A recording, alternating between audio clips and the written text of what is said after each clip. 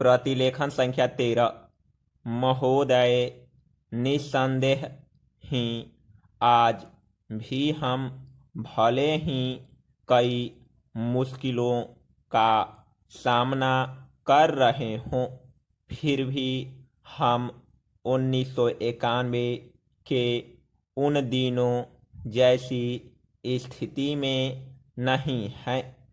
एक राष्ट्र के रूप में हमने काफ़ी भरपाई कर ली है और हम आगे बढ़ने के लिए तैयार हैं। श्री राव के नेतृत्व के बिना यह संभव नहीं था। अब यह अटकल लगाना व्यर्थ और मूर्खतापूर्ण भी है कि कोई और नेता होता तो क्या कुछ ज़्यादा और बेहतर किया जा सकता था या नहीं। तथ्य यह है कि वही नेता थे जिनके कारण हम एक ऐसी स्थिति तक पहुंच गए हैं जो देश और उसकी तरक्की के लिए निरापद है। हम जिस अवधि से गुजरे हैं वह बहुत मुश्किल और हलचलपूर्ण थी।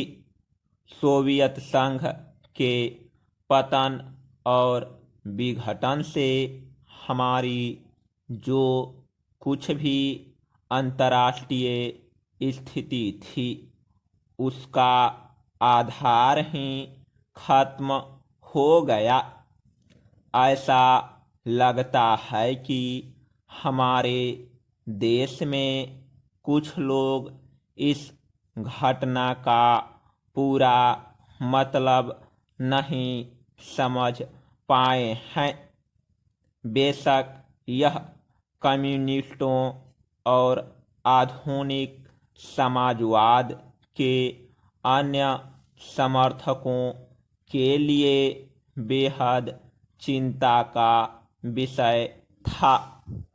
इससे उन सभी निष्पक्ष देशभक्तों को काफ़ी दुख हुआ जिनके लिए सोवियत संघ अच्छा मित्र था और अकेली विदेशी शक्ति थी जो हमेशा हमारे साथ खड़ी होती थी।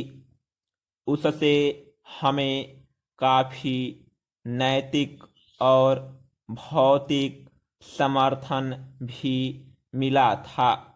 हमारे देश में सोवियत संघ के तमाम मित्रों में भी सभी लोग यह नहीं समझ पा रहे हैं कि आर्थिक, वैज्ञानिक और प्रौद्योगिकी के हिसाब से इसका क्या मतलब था और है।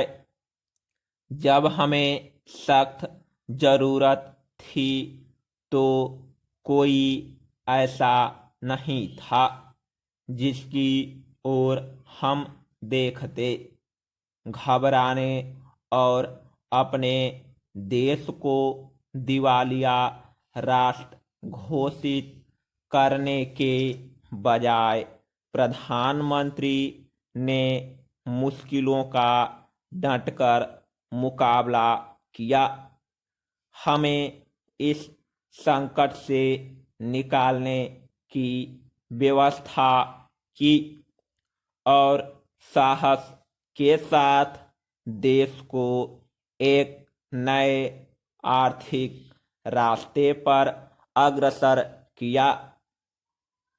कांग्रेस ने अपने चुनाव घोषणा पत्र में इसकी मोटी रूपरेखा बना ली होती तो बेशक यह संभव न हो पाता।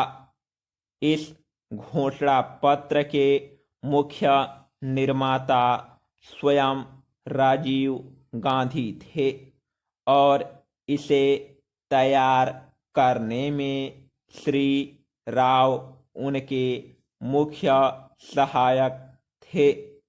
देश को संकट से उबारने और नए आर्थिक रास्ते पर ले जाने में बेशक मनमोहन सिंह की देशभक्ति, विद्वता और ख्याति महत्वपूर्ण कारण थे।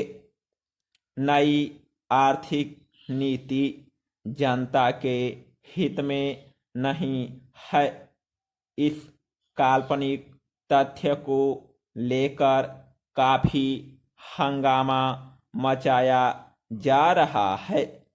इसके उलट अगर उसे उपेक्षित ढंग से लागू नहीं किया जा रहा है तो इसकी वजह यह है कि जनता के नाम पर हर तरह की आंशिक और कॉरपोरेट मांगे पूरी की जा रही है।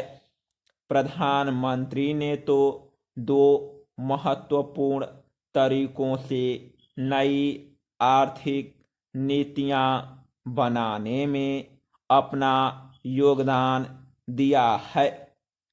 सबसे पहले तो उन्होंने नई नीति लागू करने के लिए मध्यम मार्ग अपनाने पर जोर दिया है।